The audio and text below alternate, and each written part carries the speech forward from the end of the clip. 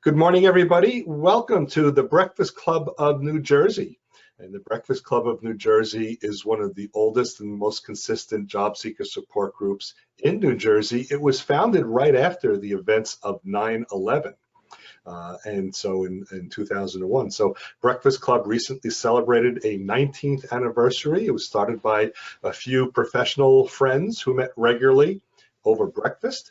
It was Frank Kovacs and a couple of his friends and peers. And as they got a lot of value out of working together through job search, it was one of those things, I think it was like the Verizon commercial, and then they told two friends and they told two friends, and has become the group that it is now. And there are also, in addition to a very large membership, there's a group of us that do participate in the group's management team, and we're all just thrilled to be a part of the group. The total membership over the years is over 6,000 people, and as Frank likes to remind us, that includes 800 C-level employees as well. So certainly expand your network from within the group and network that you have within the Breakfast Club, because it will give you a tactical and strategical advantage in your job search by leveraging relationships that you have from people that you may not know all these people, but you have something in common and something to start talking about. And the Breakfast Club is very active online and in social media to help improve your ability to be active in those areas as well. We do have a website, the Breakfast Club NJ. Got that one. thebreakfastclubnj.com. Our monthly schedule is there, as well as the ability, a lot of information about job search, and as well as the ability to more formally and officially join the group. Of course, you can attend any of these meetings without formally joining the group, but we do have a join group button. It's in the right-hand corner. It does give you access to a bit more of our online content. And so just go to the join group button, press that. You do need to fill out a little bit of information. It's required information. Do put your full name, your email address, and your phone number. It does require all three of those. And if you leave any of that blank, unfortunately, the process will not complete. You will not officially be in the joining of the group. But so put that number in. It is a kind of a private group of information, so we don't share it with anyone. And also put the name of the person who referred you into the group. So we just like to keep track of that. So if you are visiting us today for the very first time and you don't recall or have someone who referred you, just use my name. I'm happy to refer you. Very easy. Email is the primary way that the group stays in touch with our members. We do that also through several social media, like our meetup group. Our meetup group, you can search for the Breakfast Club of New Jersey on meetup.com. Meetup.com is not the world's largest dating website. It is a digital platform of groups. It's more of a promotional platform to introduce people to in-person groups, or now mostly virtual groups.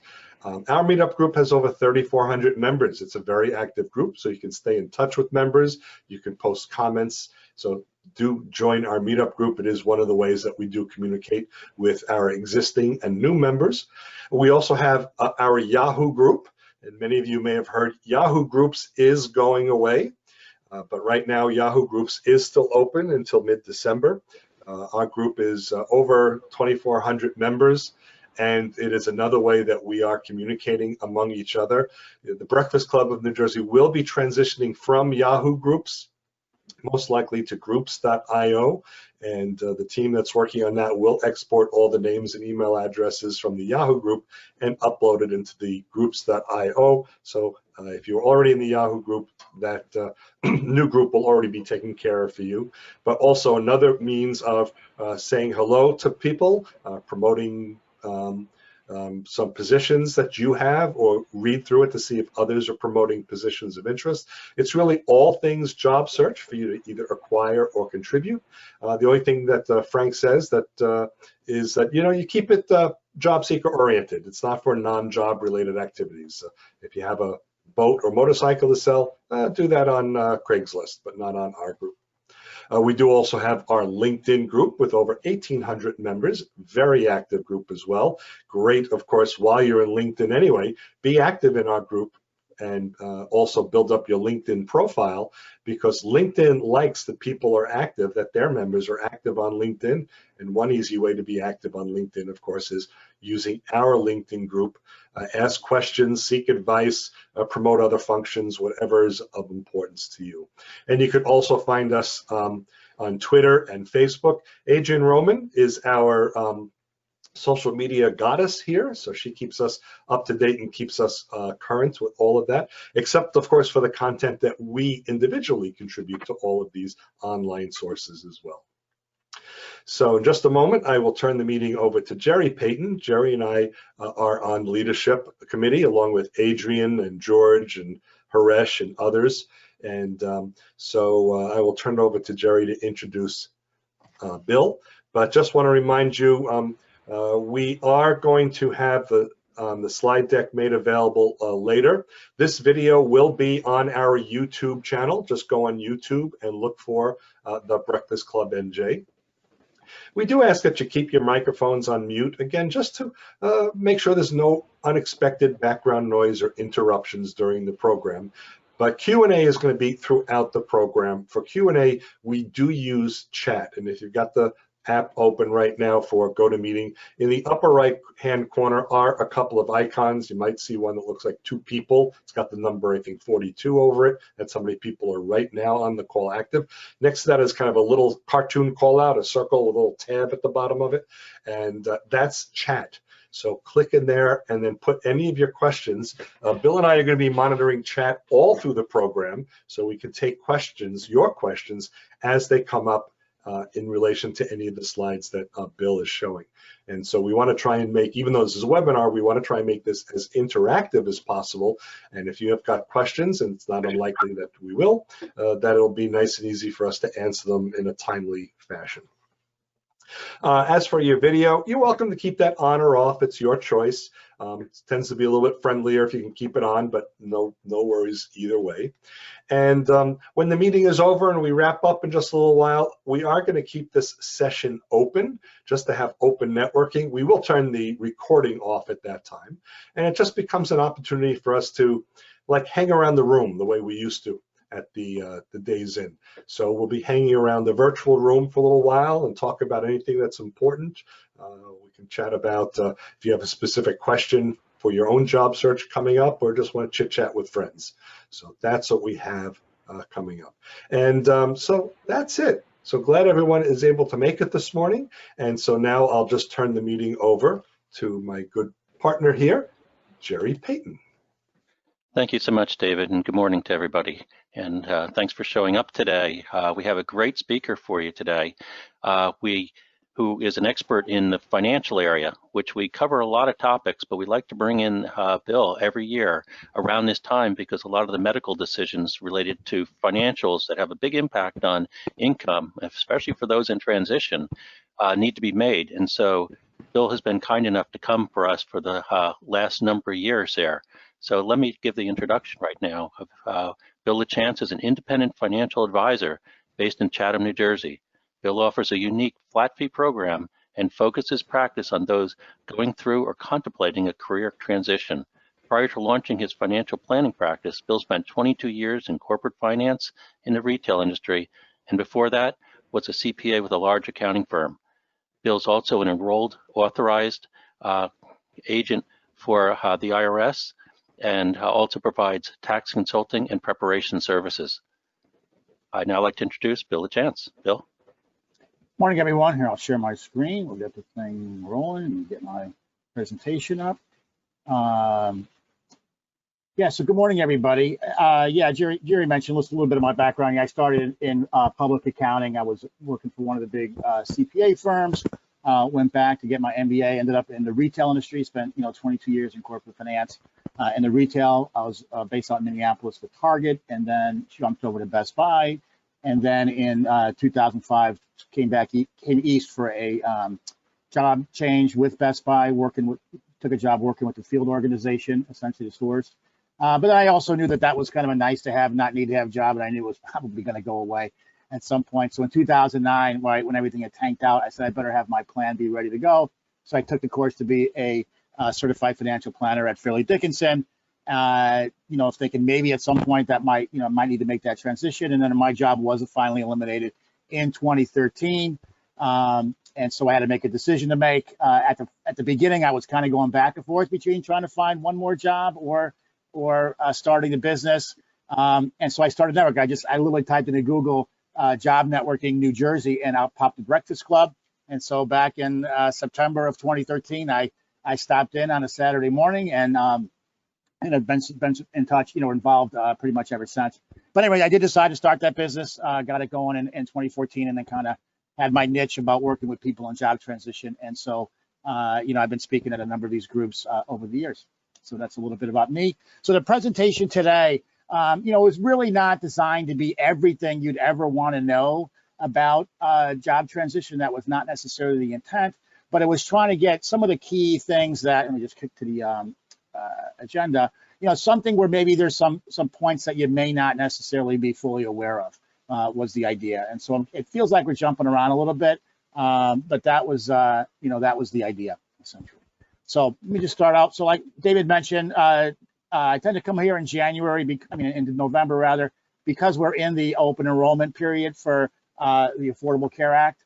And so I'm going to touch a little bit about medical insurance options for folks in transition. Obviously, those who are lucky enough to have a spouse or significant other that are working and have a group insurance through work, will stay on that plan. But those who don't really have a decision to make, right? You really have two choices. One is you can go on to COBRA, and two, you can go on to the individual exchange, right? Pick a plan through there. And I'll talk a little bit. I'm assuming most people are familiar with COBRA because it's just an extension of the group insurance that they had. The only difference is in most cases, the employee now has to pay the full cost of the insurance, whereas when they were working, right, it was partially subsidized by the company.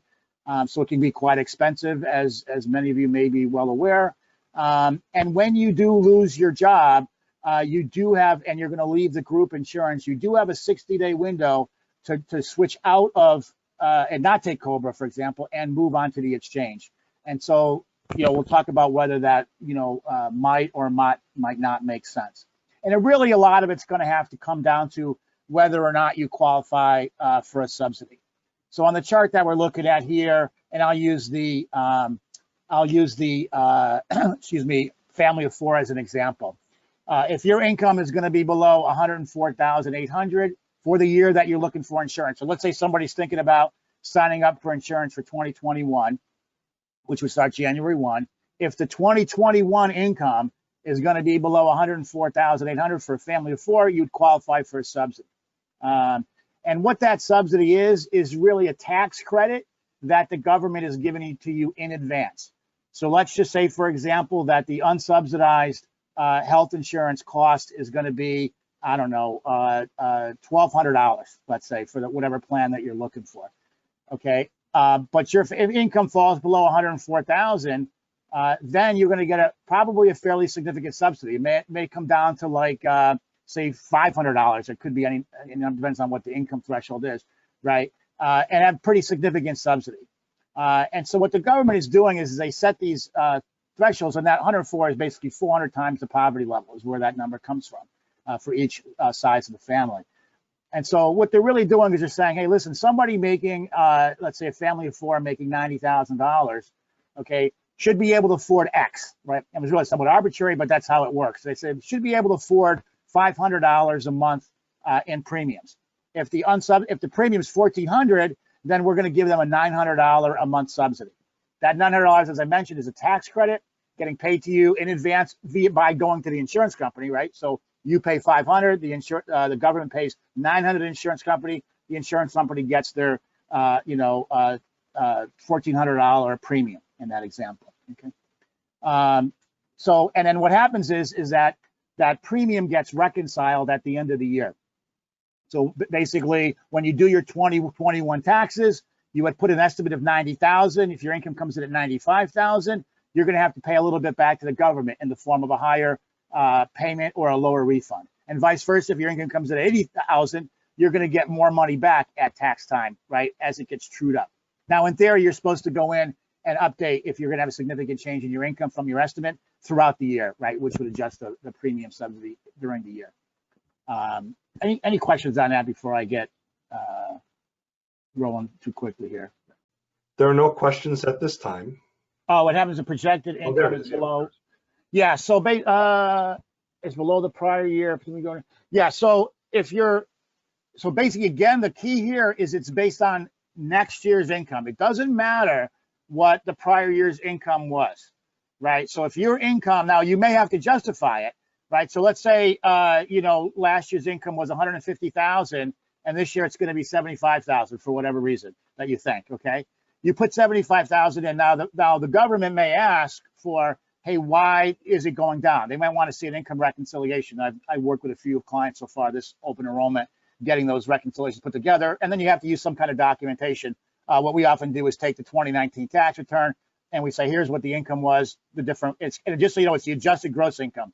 That's the number, that's the relevant number. And then we say it was 150 in 2019. It's going to be, 75 in 2021, and here's why. Right, the job was eliminated, whatever it might be. They're going to have to live off of retirement income or disability income in that question, whatever that is. You would just have to prove to them, explain to them why the income is lower.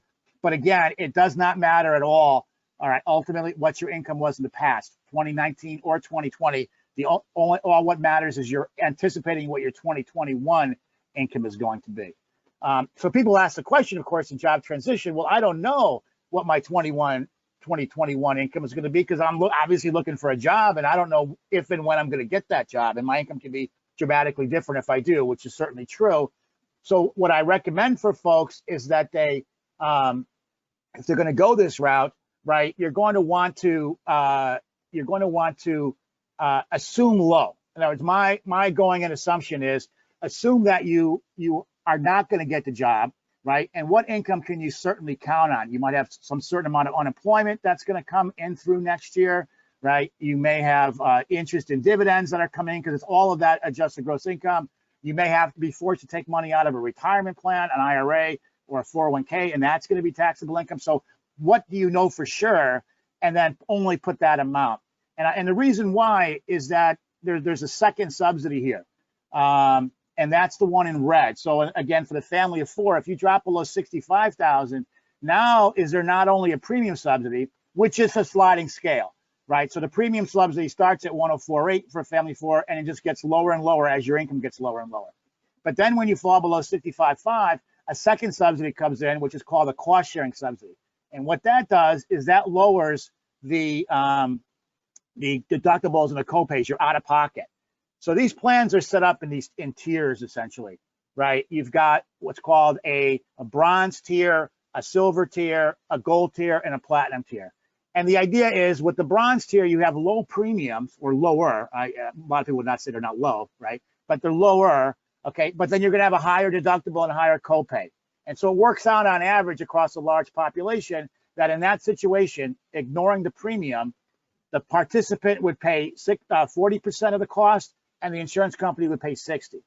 With a gold plan, for example, it's 80-20. The insurance company pays 80% and the participant pays 20. But to get that cost sharing, you have to pay a higher premium, right? So it's a question of whether you pay, a higher premium and have lower cost sharing, or lower premium and have higher cost sharing.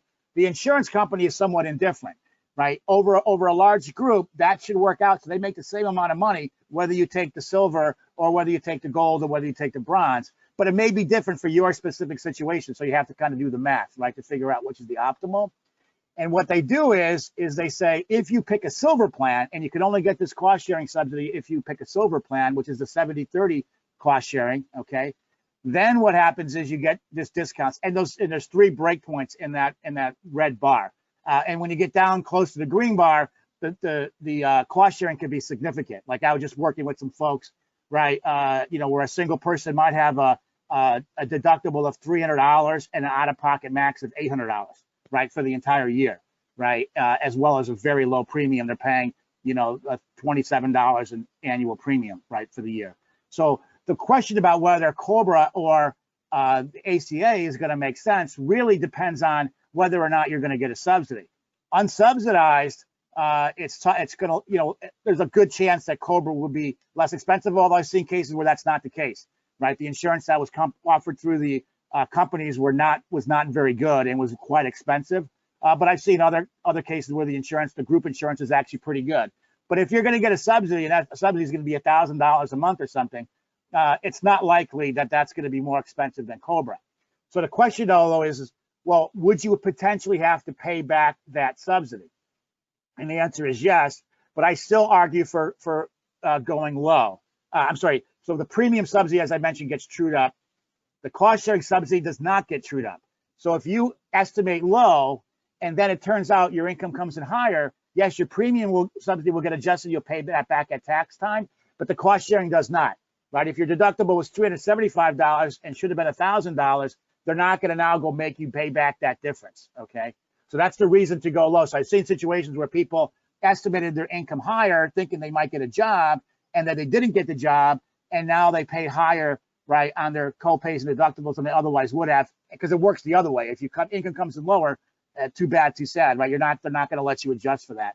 So that's why you want to go low, but you can't go arbitrarily low. I mean, if you know you have certain income coming in, you have to at least forecast that. But if you're unsure about anything else, don't assume you're not going to get it, basically. And then if it gets trued up, if it happens early in the year and you have to true up, well, then you know what? You probably are going to go over the threshold, right? You have to pay back the subsidy you got for 2 or 3 months, but it was only 2 or 3 months, so it should be that much. If you get your job late in the year, right, in November, the chances are that income shift is not going to be enough to push you over the threshold, right? So you still probably get a significant subsidy. Now, if it happens in the middle of the year, there's a chance it could be just over the threshold. But remember, if you were paying a lot of money for COBRA anyways, all you're doing is going back to what you would have been paying in the first place. Let's see. So yeah, the New Jersey portal, there's a question on the chat saying, yes, and I was going to touch on that, but yes, in New Jersey, up until this year, they had been using the federal exchange, healthcare.gov. And so essentially just a little history, when the Affordable Care Act was first written, the intent was all the states would have their own exchanges because insurance is regulated by the states.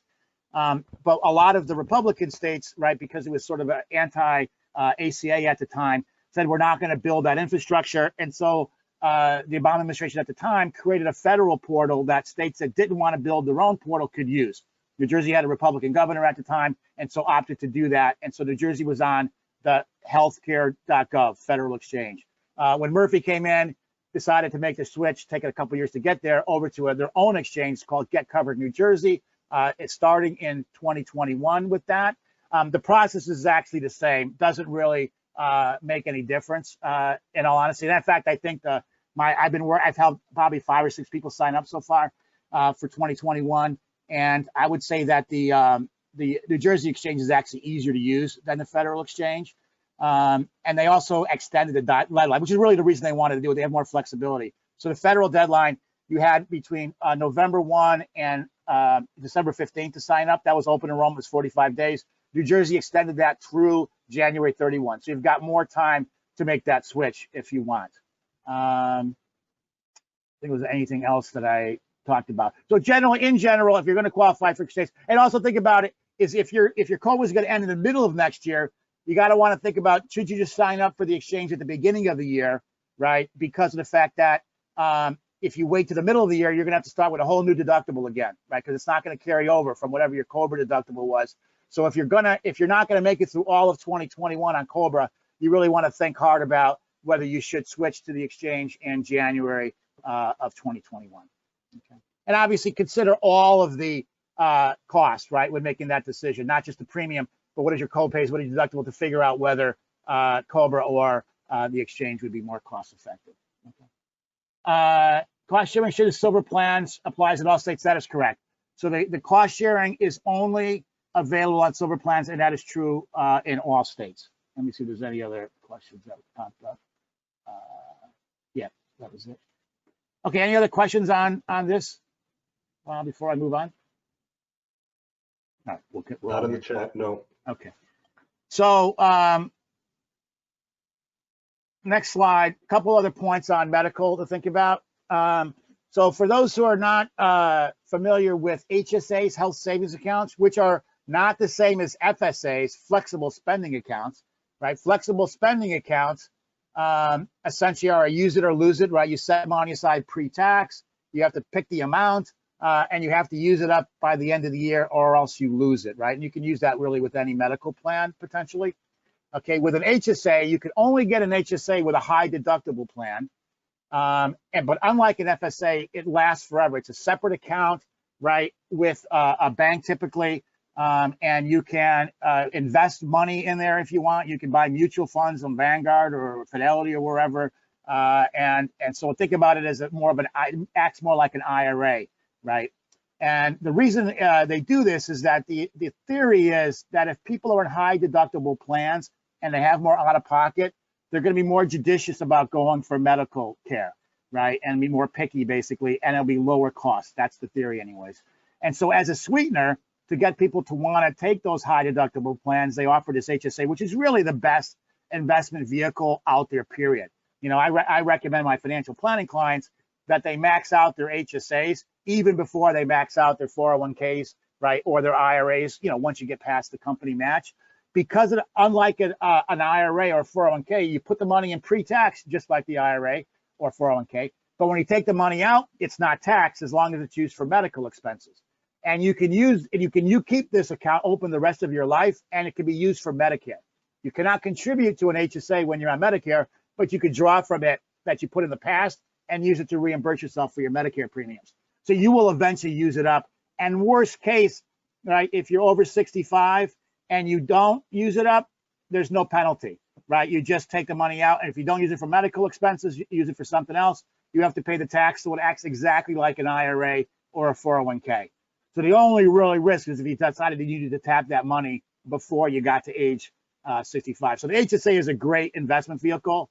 And so if you are in an HSA eligible plan, and you have to be in an HSA eligible plan, by the way, you can't just open up an HSA otherwise, then it's actually a great investment vehicle. You put up to $3,500 for a single and up to $7,100 for a family. And if you're over 55, you get an extra $1,000 catch up. And so as a couple, both over 55, they can contribute as much as $9,100 to an HSA. Obviously, most of these HSAs have a cash account and an investment account. The cash accounts to use, we got a debit card to use for all your medical expenses, and whatever you don't think you're going to need this year, you can invest again in mutual funds for the future. But what the IRS does allow you to do is once in a lifetime, transfer money from an IRA to an HSA. So I did this in my first year to help fund my medical expenses because I did not have enough after-tax money to fund the HSA.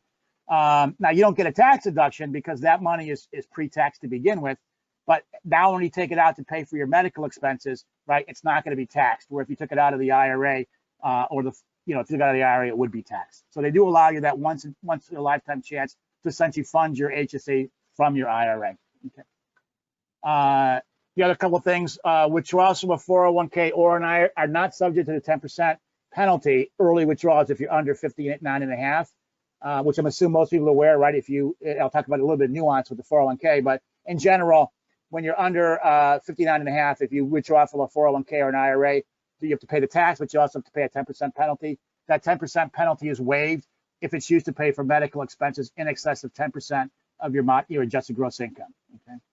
And then one other caveat, which affects IRAs but not 401ks, and maybe some reason why you may want to roll money into an IRA from a 401k, is that you can pay your medical insurance premiums, right, if you have been collecting unemployment for at least 12 consecutive weeks. So they're basically saying, somebody's been unemployed for 12 weeks, we don't not want them to be penalized, right, for having to take money out of their 401k just to pay their medical premiums. Okay. Any questions on any of that? Okay. All right. Not in the chat now. Okay. Now I'm going to touch on some of the changes that came with the secure law from a retirement standpoint and, retirement planning standpoint that happened, basically the beginning of the year. Okay.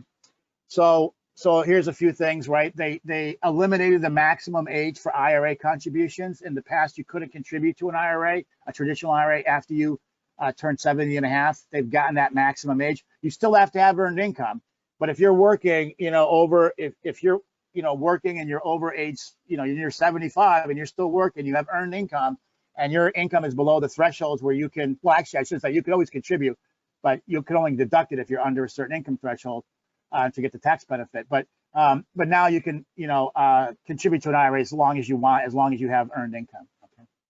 Okay. They raised the age for requirement distributions used to be 70 and a half. Now it's 72.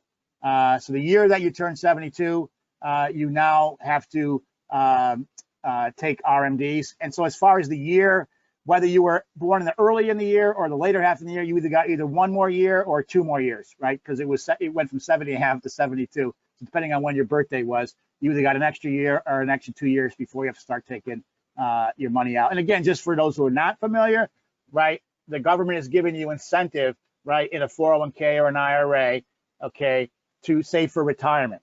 And the idea is if you're going to take money early, right, prior to age 59 and a half, they're saying, well, you probably shouldn't be retired yet, so we're going to have a penalty if you take that money out. On the other hand, by the time you get to age 72, you should be retired, and we want our tax money eventually, right? You're eventually going to have to pay tax on that. And so you have to call requirement of distributions, and the penalty is severe, right, if you miss that RMD, okay? And so the idea is once you get to 72, there's going to be a calculation based on your balance of the end of the prior year about how much you have to take out. The government doesn't care what you do with the money. You don't have to spend it. You can put it into an investment account, a taxable investment account, but you got to take it out of the IRA and you got to pay your tax. Then there was a bunch of terms which I won't necessarily go through. These are a bunch of incentives to really try to encourage more, particularly small companies, to offer retirement plans and make it easier for folks to get in there using automatic enrollment and some other methods to try to increase participation in retirement plans. So those are really all tax benefits for employers. Okay. They did allow annuity products in 401k, which is somewhat controversial because some of these annuity products have high fees. And I haven't seen anybody with a 401k yet that has an annuity product in it. But there's a little bit of controversy there about that. But obviously the insurance industry had some influence in this and got that in. There's a disclosure statement that's required, right, for 401k participants. And then you are able to take a distribution from an IRA or 401k up to $5,000 to support a birth of a child or adoption, which is previously not available. And you could also, from a 529 plan, use up to $10,000 a year to pay for a loan for past educational expenses. Prior to that, you could only use a 529 for current education expenses. And then one unfavorable change was they got eliminated what's called a stretch provision for inherited IRAs. And what that means is if you, up and prior to January 1, 2020, if you inherited an IRA from, say your mother or your father, then what would happen is you would have the rest of your life, okay, to take those distributions. In other words, they would do the annual calculation, would have been based on your life expectancy, right? Which means you're going to be able to stretch that out for quite a long time. Under the new rules, if you inherited an IRA, you have 10 years to pull it out. There's no minimum required at any given year. You can take it all out on day one. You can take it all out on the last day of the 10th year, or you can take it out, obviously, any way you want during the middle of that, but it's all got to come out of the IRA by the end of 10 years. So it's going to require some tax planning to figure out, what is going to be the most tax efficient way, right, to get that money out of the IRAs. All right, so that's the Secure Act. Next, we'll talk about the CARES Act, right? This was the act that came out as a result of the coronavirus. So the first thing is there was these $1,200 credits per person. Again, similar to the Affordable Care Act credits. It was basically a credit that for 2020 that was paid in advance, but it was based on either 2018 or 29 income, depending on whether or not you had filed your 29 tax return at that point. And then there was an additional $500 credit for children age 17, and there were income thresholds, right? It started to phase out at $150,000 for married and joint, $112,500 for head of household, and $75,000 for single. But the key here is there's a 2020 tax credit. So if you did not qualify in 2018 or 2019 because of your income, but now your 2020 income is going to be below these thresholds, you will get that credit, right, when you file your taxes for 2020. And of course, if you got the credit previously, well, then obviously you don't get it again, right? You got it, you already got it, basically. Okay. Then they expanded what's considered qualified medical expenses for HSAs and flexible spending accounts to include certain over-the-counter medications, and the government's got a website where you can see which specific ones qualify. if you were, you could prove that you were impacted by the coronavirus,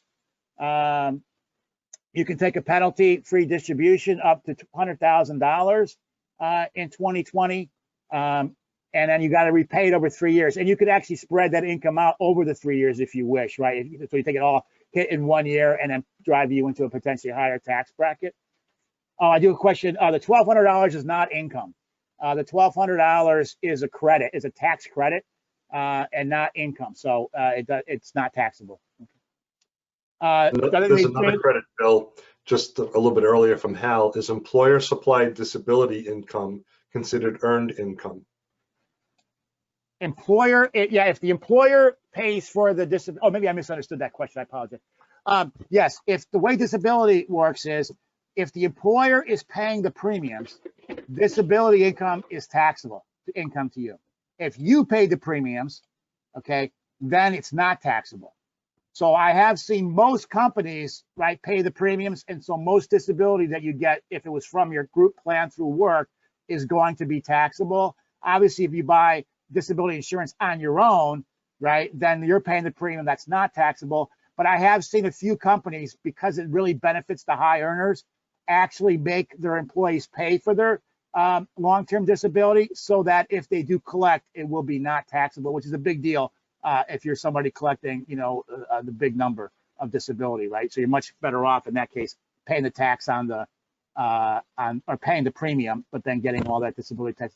But if it was employer paid premiums, disability will be taxable. Okay. And then the follow-up is, so you contribute to an IRA with that type of income? Oh, so is disability income considered earned income? You know, that's a question I'm not 100% sure, but I'd have to check on that. Is disability earned income? I don't know. I have to follow. I haven't run into that situation. I'd have to follow up on that one. I don't want to give a bad answer on that. You could just reach, if whatever that is, you just want to shoot me a note. I could do a little checking and get back to you. Just send me an email. My email is going to be at the end of this thing. So can you contribute to an IRA? Oh yeah, that's whether it's qualified, right? Okay. That we just answered, yeah. Yeah, got it. Okay. So then the other thing that they did is they suspended required minimum distributions, right, for 2020. So if you were over 70.5 or 72, depending on where you were, you did not have to pay your RMDs. And if you were younger than that and you inherited an IRA, you also don't have to take an RMD. You could skip it for 2020. 401k loans, the maximum loan had been $50,000, right? That was bumped up to $100,000. So essentially, you could borrow up to 50,000, either 50% up to or 50,000, whichever is less, and that maximum got bumped up to 100,000. And then you could pay, you know, right. And normally you'd have to start paying that loan back right away. They allowed you to delay that plan loan repayment by a year. Okay. And then they added a $300 above the line charitable deduction, but it must be cash. Cannot be, you know, cannot be like I donated the clothes to the you know, wherever the Salvation Army or what am I thinking? Goodwill, right? It can't be a non-cash donation. It can't be a donation to a donor advised fund. Security. Some people donate stock to avoid the capital gain. You can't do that either. But you can. You do get $300 if you don't itemize. And remember, this whole issue comes in the fact that for those not familiar, right? You know, you used to be able to itemize all your taxes, property taxes, as well as your state income taxes, and then plus your interest, plus your charitable and medical if you're over the AGI threshold, right? And that would all. But then they put a cap on. They did two things, right? With the tax law from 2 years ago, they put a cap on taxes to $10,000, right? So it doesn't matter how high your property taxes and/or state income taxes are combined, all you can take is $10,000. And they raised the standard deduction. And particularly a big issue for people that are married filing joint, up to what's now, it started 24, now it's like 24,600. So if your taxes are capped at 10 and you don't really itemize until you get past 24,600, you'd have to have at least $14,600 of interest expense and/or charitable contributions to get over that threshold to have any extra value from your deductions. And the majority, even my clients, the majority of people don't hit that threshold, right? So unless you got a big loan, a big mortgage loan, you're probably not going to get to that threshold. And so therefore, there was no benefit really from the charitable contributions anymore, right, on your taxes. You were going to get the 24/6 whether you you gave any money to charity or not, right? And so they just at least said, well, we'll give you a $300 deduction above the line. Okay. The next topic had to do, and then I'll be honest, probably a lot of you are more plugged into this and more knowledgeable about this than I am, but the other portion of the CARES Act law, right, was expansion of unemployment benefits, both in terms of increasing the amount and also increasing the length, right? So the first two are about increasing the amount. There was a $600 per week federal benefit that was paid in the spring, expired back in the summer. There's been talk about that being expanded, right? They've been going back and forth, Congress negotiating since then. They think there's going to be some kind of a deal cut here now that the election is behind us and during this lame duck session. But we'll see, right, what it ends up being. I don't think it'll be 600. I was at a presentation for the Financial Planning Association this week. They had kind of a Washington guru talking to us, and his best guess is that it would be something like $400 per week would be the sort of the next round. And then the second piece of it, right, that came through was a $300 per week lost wage assistance. And then what New Jersey did, because that was pretty tricky to pull off, what New Jersey did is they basically paid that as a lump sum. So anybody who was eligible, and you didn't have to apply for it separately, but it was automatic, was paid as a lump sum in October. But so those two have actually stopped, and it will be a question about whether there's more coming with a new bill. And then the other piece was expanded. The normal unemployment is 26 weeks, right? The federal government funded an extra 13 weeks, right? After that 26 weeks were exhausted. And then the state, New Jersey, came in with another 20 weeks on top of that 13 weeks, right? So for a total of 59 weeks. There were some of these where there was a criteria that had to be affected or impact. You had to be impacted by the coronavirus to get. I think it was the state piece of it. But in total, right, assuming you qualified and you had your benefit was high enough to qualify, or your earnings prior to the unemployment were high enough, that you could get a potential of 59 total weeks. And my understanding is that enrollment was all automatic, right? You didn't necessarily have to apply separately. If once you qualified for the original 26-week of state unemployment, that would all continue on.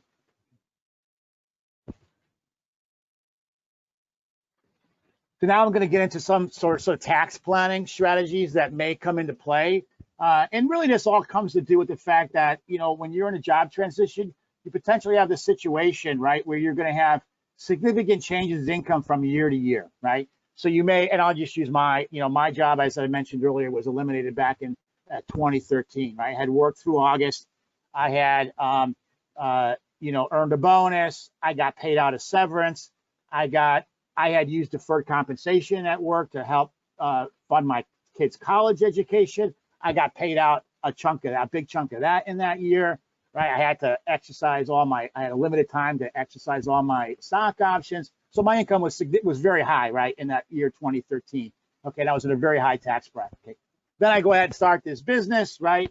And so, a couple years later, right, my income is crazy low, right? Because it's my wife working part-time and me just trying to build a business from scratch, right?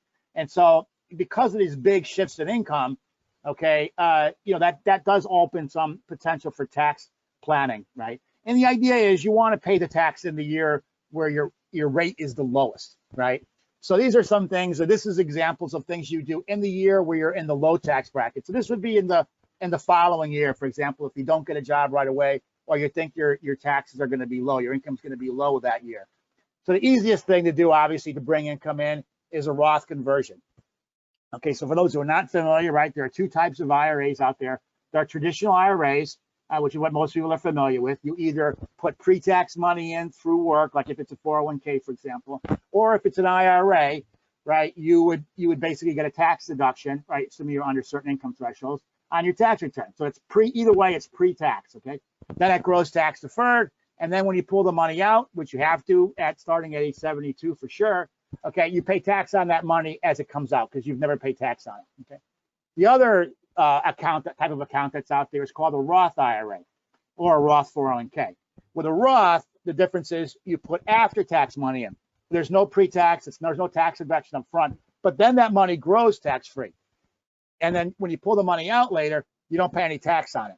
Now, it's not necessarily intuitive, but it works out that if you're in the same tax bracket when you put the money in as when you take the money out, you're going to be indifferent as to whether you did a traditional or Roth. You'll end up with the same amount of money after tax, whether you do the traditional or you do the Roth. But if you're going to be in a different tax bracket, then actually it will make a difference. And so here what we're saying is if you think you're going to be in a low tax bracket this year, right? Lower than you would be later when you have to put money out, especially if after 72. And because people don't realize that after 72, and this happens to a lot of my clients, they don't realize how big their taxes are going to be, their income gets.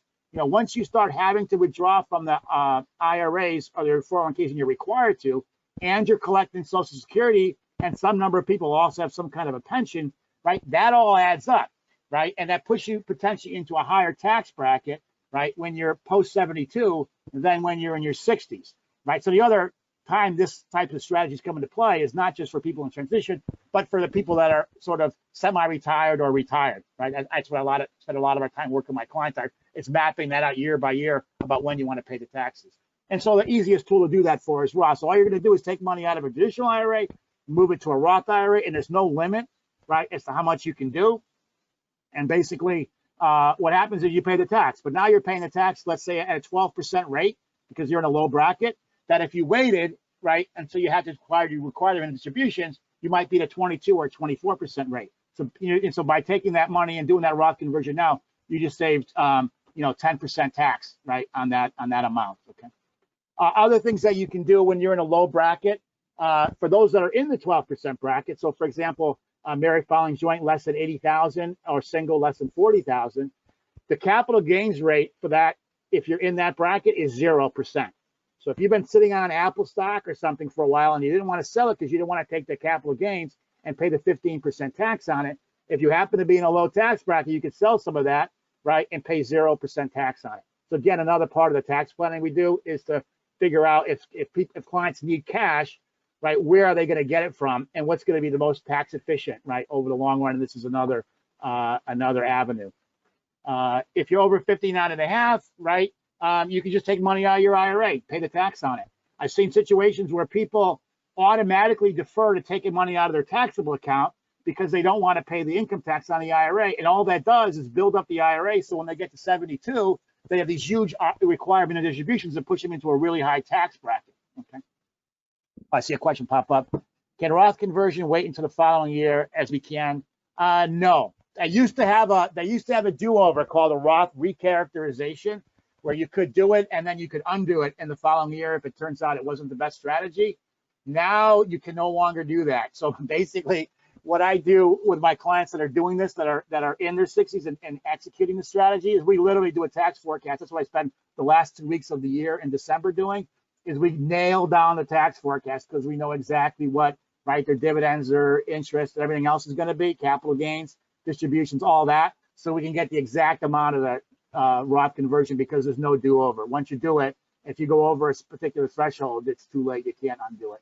Okay. The minimum for creating a Roth, there's no minimum. You can, yeah. I mean, I guess it might depend on how much. I'm assuming you mean the minimum that you can, contribute to a Roth.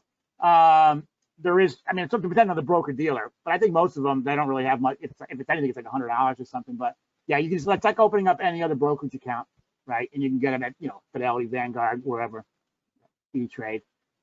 Okay.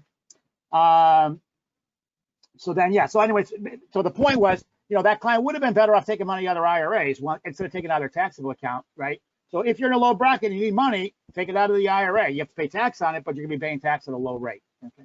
And then you can obviously withhold what you need, right, and send it to the government to cover your taxes. Okay. Now here's one nuance between, I'll talk about this a little bit later as well, but here's one nuance between a 401k and an IRA. With an IRA, if you take money out before you're 59 and a half, you're going to pay a 10% penalty on top of paying the tax, right, that you never paid. If you're in a 401k and you separate from service in the year you turn 55 or later, it could be later in the year. Now, you could be separated in March and then turn 55 in November, and that's fine. That still counts. You can draw money out of a 401k and not pay the 10% penalty. You still have to pay the tax, but you don't have to pay the 10% penalty. So there's an advantage potentially of keeping money in a 401k, right, versus an IRA. Because if age 55 and over, you can take money out, but you have to have left, right? So if you left when you're 53 and now you're 55, it doesn't count, right? You can't take that money out. You're still you'd have to pay the penalty. And of course, once you're 59 and a half, then it doesn't matter. You can take it out without penalty from either an IRA or a 401k. And if you're the type, it's not going to be a lot of people anymore, but if you're the person who's paying your estimated income tax and you're still able to itemize because you're not over the $10,000 threshold, right? It's not going to be very many people, honestly, but if it was, you could obviously just pay your estimated income tax in January, right? And then this is for state taxes, right? And then you get a deduction, right, in that year, right? And then potentially, pay it in defer and pay it in January rather. You don't want the deduction this year, right? You want it next year, right, when you're going to be in a higher tax bracket. Okay. And then if you're in a low bracket now, there may be credits that you might have been not eligible for. One that's often I see or sometimes see is the education credits, like the American Opportunity Credit, right? Thresholds like 100 and I think it's 160,000, 170,000, where it first starts to phase out. And maybe you were over that in a corporate job, but now you're under that. So just be aware there might be credits because they're income-based that you might now qualify for. And this next slide is the other situation. This is when this is my 2013, right? When I was in a high bracket. So obviously what you're trying to do is the opposite, right? You're trying to get money out of income out of this year into the next year, or you want to bring expenses, deductions into the current year. Right, so things you could do, obviously, if you have room to take any contributions, tax deductible contributions on your tax deferred account, 401ks, IRAs, HSAs, you want to take those, obviously, in this year where you're in this high bracket. I was able to delay a portion of my deferred compensation into the following year. It all had to do with the rules all changed in 2005 after the Enron debacle. Because they took advantage of deferred compensation plans. So it changed. I had less flexibility for the money that went after 2005, but the money that went in pre-2005, I was able to defer some of that into the following year when I was going to be in a lower tax bracket. If you are, again, itemizing, right, you could prepay your January mortgage payment in December, so you could take a deduction in the current year. A donor advised fund is a strategy for those who because of that situation I talked about earlier, where it's hard to get over that $24,000 threshold for a lot of people, and they just take the standard deduction. That means that they're charitable, right? Don't really get any value. But let's say and I'll use an example, right? Let's say your taxes are capped at 10, and you have $12,000 of mortgage interest, so you're at 22, and you donate $2,000 a year to charity. That's going to get you to 24 and really not going to get you any value, right, for that, any tax benefit, right, from that share, $2,000. But if you were to lump all those charitable deductions into 1 year, so you're going to give the $2,000 a year for the next 10 years, right, you're really confident of it, you can make a donation for $20,000, right, to what's called a donor advised fund, which is really just a charity that exists to give money to other charities. Fidelity Charitable is the one that a lot of my clients use. Now what you're going to do is you're going to have a deduction that year of 20. The first 2,000 isn't going to get you anything, it's going to get you 24, but the next 18 will lower your taxes, right? And then you spend the next 10 years giving 2,000 a year away from that donor advised fund. Now the money's not technically coming from you, it's coming from the donor advised fund, a charity, but your name's going to be associated with it, right? So that's one way to get some value out of the charitable deductions. Okay. And then get around the limit that we've got on or because of the higher threshold on the standard deduction. Then again, if you're also still, it matters if you're itemizing and if you're under 10,000, again, not likely going to be a lot of people, but you can always pay your estimated state income taxes in December, right? Move those up. Normally you pay January 15th, but you pay them in December, so you get a tax deduction for it. Again, not likely going to affect a lot of people, but. And then the last one is you can sell investments at a loss, right? So what the government IRS allows is if you have a capital loss. So let's say like back in March when the stock market fell and you had money in a taxable account and some fund or some stock that you bought is now trading at a loss. You can sell that, right? And if you want to buy something, if it's a mutual fund, you can buy something similar but not identical to avoid, otherwise it's a wash sale and you can't take the loss this year. But if it's not identical, you could sell it. So you really haven't changed your position in the market at all. You sell something, you buy something similar immediately.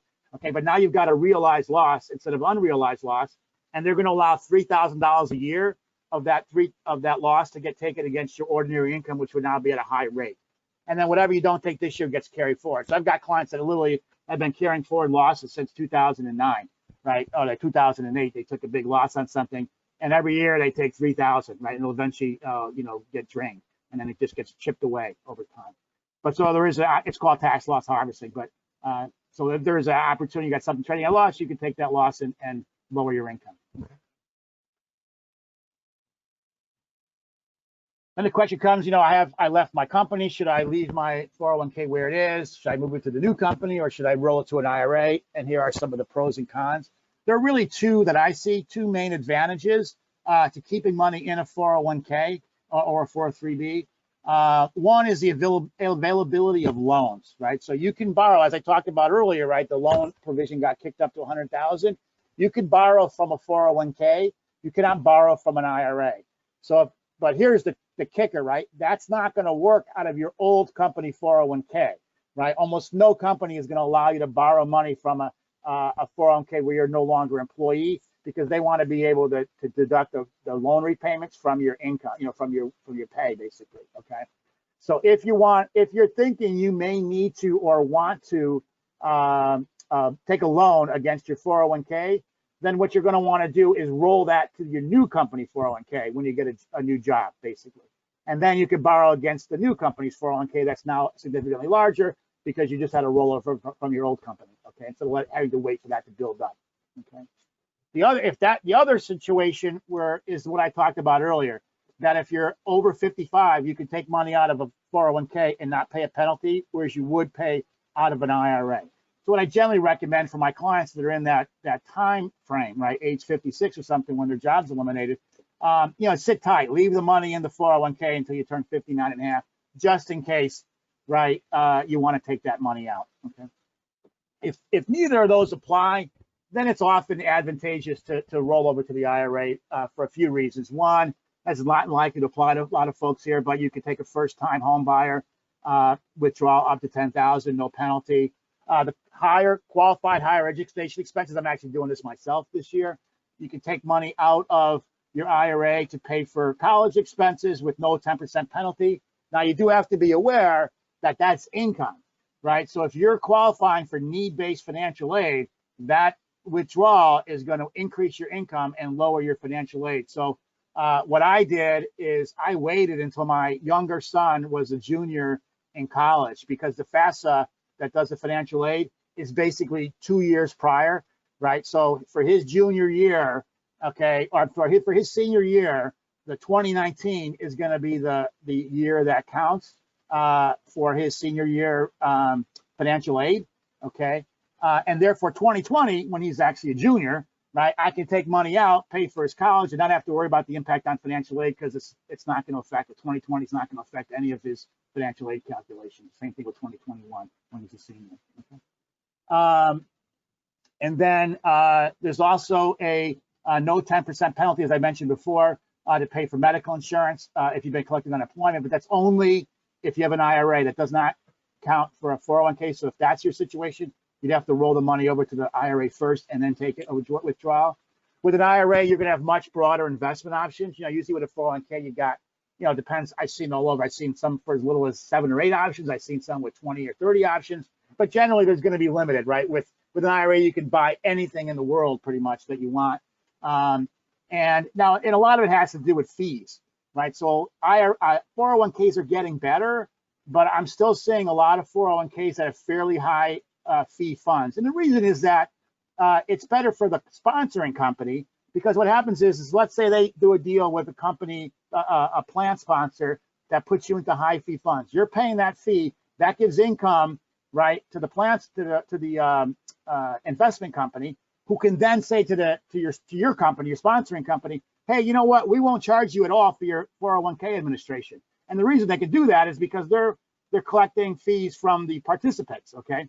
Whereas if the 401k only had, say, low cost index funds from Vanguard, who does not pay any commissions or pays nothing to the providers, then they would have to charge your company, right, for the administrative costs of running it. Now, technically, your company is supposed to be a fiduciary acting in your best behalf, and I would argue that's not acting in the best behalf if they're recommending a bunch of funds with high fees. But and there's been a lot of lawsuits on that, so companies are getting better, at least offering some low cost index funds. But fees are still an issue. Now, if you're going to take that money out of a 401k and give it to a financial advisor who's going to charge you 1% and put you into a high fee funds, well, then obviously you'd be better off leaving the money in the 401k. But if you're going to take it and roll it over to Vanguard or someplace and invest in low cost index funds, right? Well, then you'd be better off on the fee front moving the money out. So it depends on what you're going to do with it. Okay. And then the other advantage of IRAs is that you have the ability to do the Roth conversions, like the whole tax planning strategy that I was talking about. There's no such thing as a Roth conversion out of a 401k. You'd have to do money into an IRA.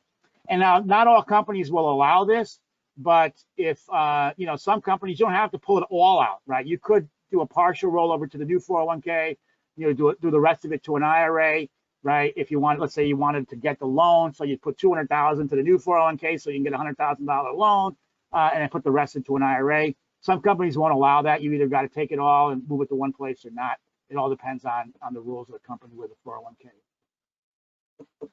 I don't see any other questions on anything, but. Nope, not now. All right. These are a few comments about debt.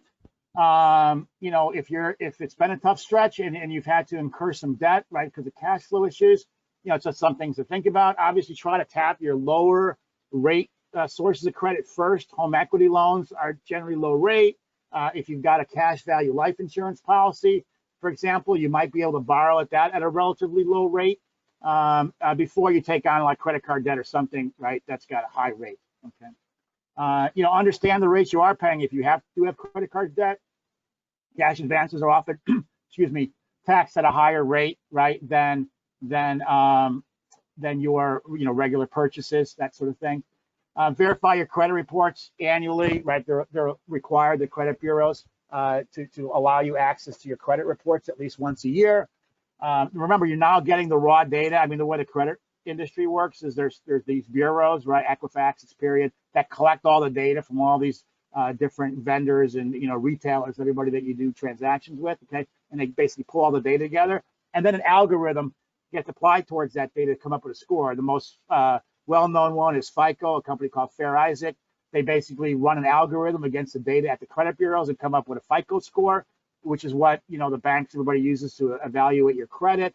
You won't necessarily get that credit score when you're not necessarily legal. They're not legally obligated to present that to you, but most people can get access to a credit score through a credit card or a bank that they have, a bank account that they have. Just be aware there's a second algorithm, that's becoming more widely used called Vantage, which is really I think the three credit bureaus got together to come up with that because they just hated to see all the money that Fair Isaac was making with essentially lock on that market. And so they have their own score. So a lot of times when you get your score from the bank or something, it's really going to be a Vantage score, which may not necessarily be the same as a Fair Isaac score, the FICO score, which is what most banks still use when evaluating credit. They're generally going to be the same, but I have seen situations where they're different. But it's still a good idea to keep an eye on it. We had an issue with my wife with a medical bill from like 2 years ago. We thought it was resolved, and that wasn't. That gave us a big headache when we went to refinance. We just want to keep up on that. And then obviously, if you're getting close to your credit limits, you want to, the closer you get to your limit, right, the bigger negative impact that's on your score. If you pay more than your minimum due, that's going to help your score. And obviously, if you don't want to miss any payments, right, that's the big thing that's going to ding your score, right, if you have a delinquent payment. And I just saw a question popping up. Separating from company, can you withdraw money from any 401k that you have versus only the company you most secretly? No, that's the issue. The 401k, this whole 55 thing, is only going to be from the company that you left when you're 55 or older. That's the only one that you can take and not pay the penalty. So if you had a 401k from a company that you left when you're age 50 or 45 that you never rolled over, you cannot tap into that one. You can only tap into the one that you were in the company that you left when you were in the year you turned 55 or later. Hope that answers the question.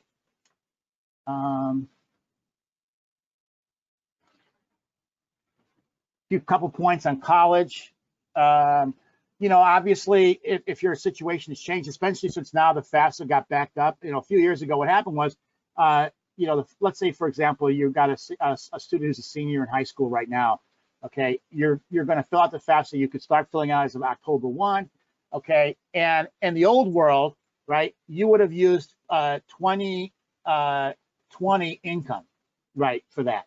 Okay, for the year beginning 2021-2022 school year. Okay, the problem, of course, is 2020 is not done yet. So you wouldn't have been able to complete the FAFSA with you were estimating it, right? And you couldn't complete it with actual tax data until you'd filed your taxes in March or whatever. Okay, and because so many students were applying early action, early decision in the fall, right? They really didn't get a sense for what their financial aid was going to be. So about 3 or 4 years ago, what the government did is they backed it up a year.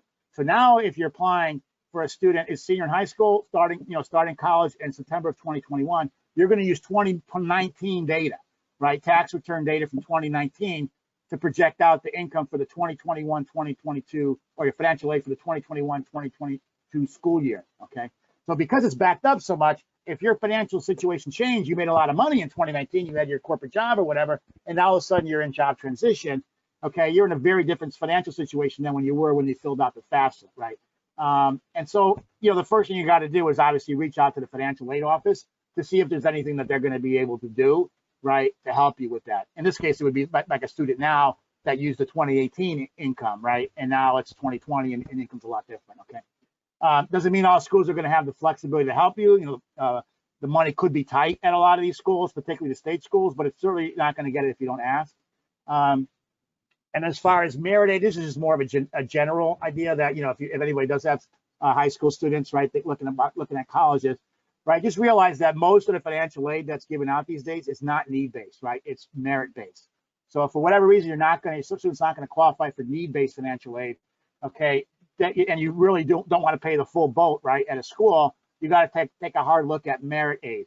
And the merit aid can be quite substantial. I mean, oftentimes I'll see, private schools, right, that have a fairly high sticker prices end up costing less than the state schools, right, once you factor in the merit aid. And really what the merit aid is just a discount to get some student that they want to come to their school, right? So largely it's academic, right? So typically the top quarter of any class, right, is getting, merit aid, unless you're talking about the elite schools who don't give out any merit aid because they don't need to, because they get, they only accept like 5% of their students, right? But once you get past that top tier of say 20 or 25 schools, most other schools give some merit aid, okay? And the idea is, a student that can get into Harvard, for example, Duke might pay, money to try to incent that student to come to Duke, right? And a student get into Duke, right? Lehigh might pay money to incent that student to come to Lehigh. And a student get into Lehigh, Muhlenberg might pay money to incent that student to come to Muhlenberg. There's a whole hierarchy, right? As schools are all trying to get the best possible students that they can. And so they're essentially throwing a discount to incent that student to come. It could be based on academic performance, could be based on athletics, could be based on, the student is a violin impresario and the orchestra needs a first violinist, right? It could be geography. Schools are trying to expand their geography. We used to live in Minnesota, and we knew that the Minnesota schools were not really on the radar with folks in New Jersey. And so we applied to some Minnesota schools, and both my sons got good financial aid packages from those schools because they're really trying to get students to come out to Minnesota from here. So you just got to be aware of that. And then, as I talked about earlier, right, money in the IRAs can be withdrawn, right, without incurring the 10% penalty to pay for college education, to pay for your higher education expenses. Just be aware of the potential financial aid impact if you are going to qualify for need-based financial aid. This is my little rant on investment fees. Again, we're a big believer. I'm a big believer in what they call low-cost index funds. For those that are not familiar, what that means is when you have an actively managed fund. Let's say you're talking about a large cap U.S. fund, right? That's the S&P 500, right? The 500 largest companies in the U.S. So what an active fund manager is doing is they're basically saying, okay, that universe of 500 companies, I'm going to own these 80 companies that I think are going to be the ones that are going to do the best going forward, or at least their stock price is going to do the best going forward, okay? And they're doing all kinds of analysis, and they're, talking to the, management and everything else to try to figure that out. The problem is for every, and these are very smart people doing this, by the way. The problem is they're all very smart, right? So it's a zero-sum game, meaning if some really smart fund manager does their analysis and decides, hey, you know what, today is the day to buy, Apple stock. I did all my research. Some other very smart fund manager did their research and decided that today was the day to sell Apple stock, right? Because there's somebody on the other side of every trade. And so the problem is they cancel each other out, right? And so on average, right, the market is the sum of all these individual players, right? So by definition, 50% of them are going to do better than the market in any given year, and 50% are going to do worse, right? Before fees. The problem is they're charging you a fee to do that. Oftentimes it's 1% or 0.8% or something like that. Now the numbers that will beat the market in any given year drop enough to justify the fees that they pay, drops to like 30%. And over 15 years, that number drops to like 18%.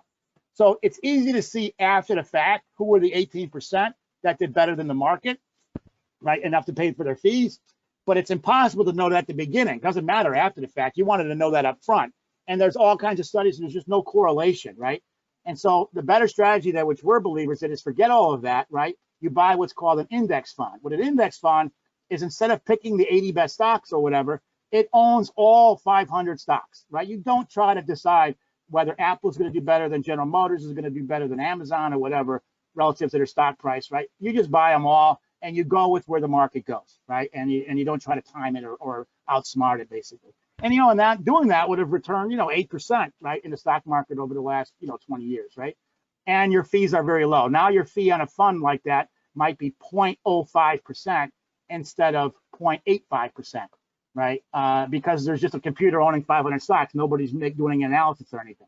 And that's what we believe. And you want to buy a well-diversified, not just buy large cap stocks, you want to buy small cap stocks, international stocks and everything else, but you want to buy these low cost, well-diversified portfolios.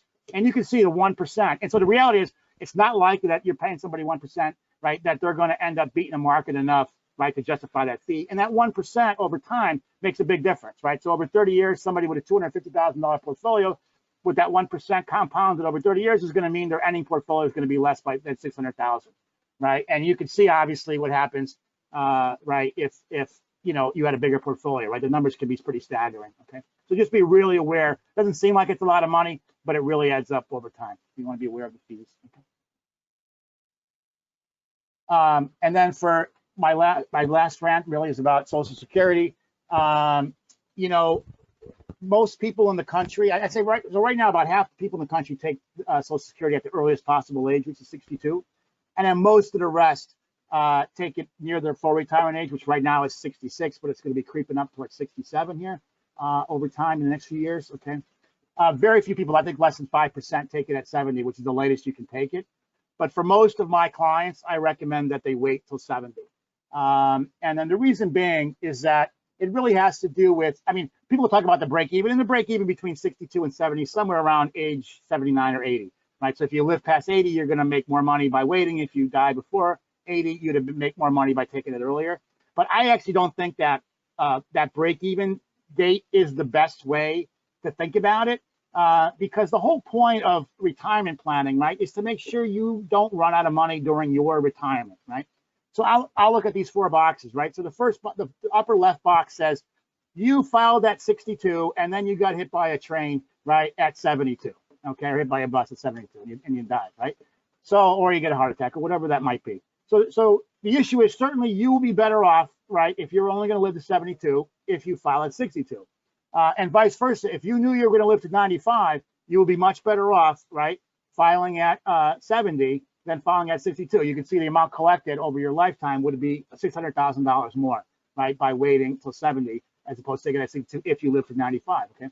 The problem, of course, is you don't know when you're going to die, right? And that's the whole issue. So now let's look at the 2 scenarios where you essentially guess wrong, right?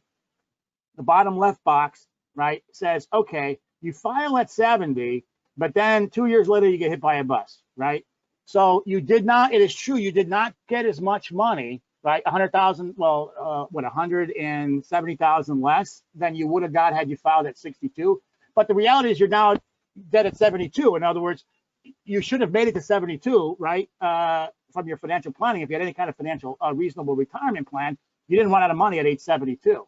The upper right box is really defines the retirement crisis, right, in the United States, because so many people take it at 62 and then live fairly long lifespans, okay? So now, especially when you have both spouses taking the money, right? Because now, it's, again, it would be with inflation, $38,000 a year, right? That somebody would be getting, okay, over time. And so what you end up happening is somebody lives into their late 80s or whatever. One of the spouse dies, you lose the second Social Security, and you've got a lot of widows in particular trying to live on $20,000 a year, right, or $25,000 a year. So if you have the resources, although it may not be intuitive for people, to make it to 70, doesn't mean you have to work till 70, right? You can stop working at 63 or 64 or 65 or whatever you want, okay? But you're better off living off the portfolio, drawing the portfolio, which is also going to help you from a tax standpoint anyways, right? Because you're in a low tax bracket, okay? And then let that Social Security grow. And you're taking some money now, but now you basically take so much pressure off the portfolio from age 70 all the way to the rest of your life that it makes your plan much more likely to succeed, like that you're going to live the lifestyle that you want, because it grows by about 8% a year every year that you wait, that you take. Now, some of it's just because you're getting it for one last year, but it's still a good lift in there. So the moral of the story is, if there's any way, now some people just can't simply wait, right? They have no choice, right? But basically, if you have any way of waiting till 72, that is going to be the optimal strategy for anybody who has enough money in a portfolio to make it to 70, basically.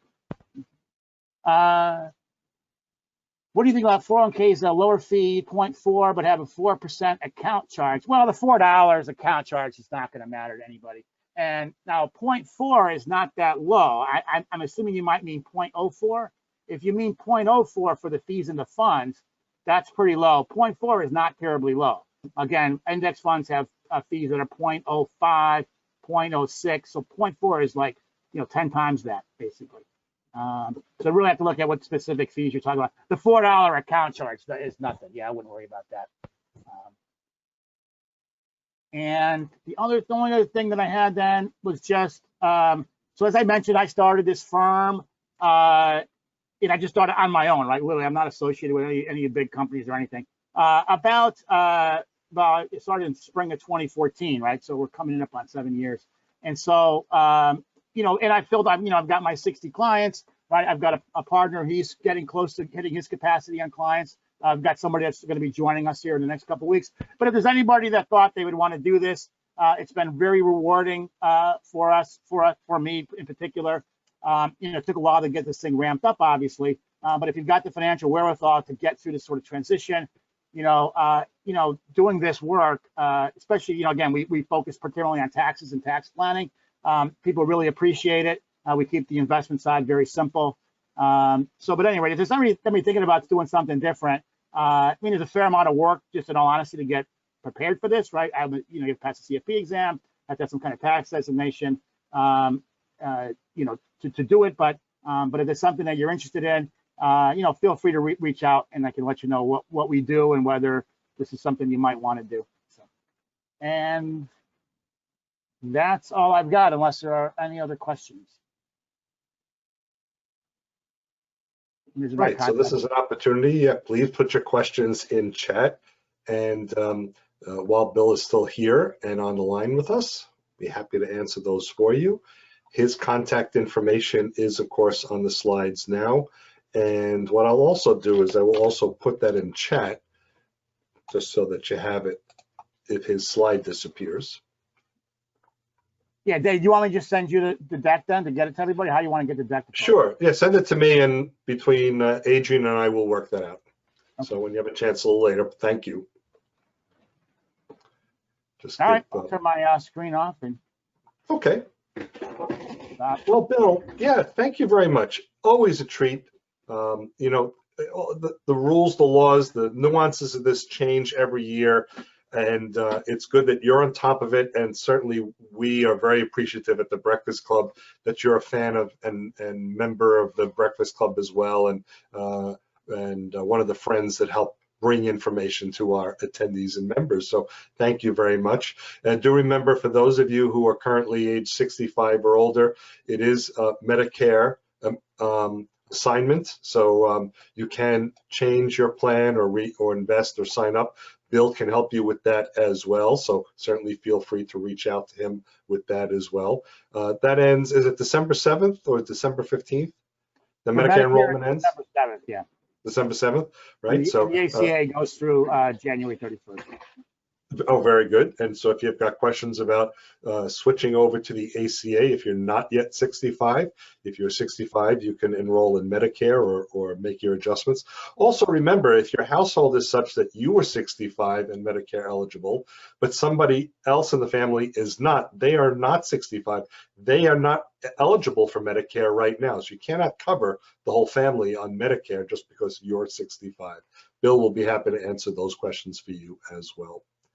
And also want to let you know what's coming up next month at the Breakfast Club. Our good friend Mark Beal will be back. Mark is going to be talking about you are the CMO of your brand and job search. Mark is a marketing CMO, Chief Marketing Officer for his own firm, and he's also a teacher at Rutgers. And so he'll be talking about you are the CMO of your brand and job search. So that's what we will be doing next month, December 12th. In January, George Pace will be back and giving his annual presentation to us as well. You can go check all of our schedule out at thebreakfastclubnj.com. We have our calendar populated through the first half of the year or May, so we have lots of presenters already lined up for all of us, so you can get a little bit of a flavor of that then as well. So once again, thank you, Bill. Thanks everyone for joining, and we will officially end our meeting, but we're keeping the meeting room open and the recording off at that point. And so feel free to hang around for a little while if you like. So we hope to see you all virtually really soon. Bye, everybody.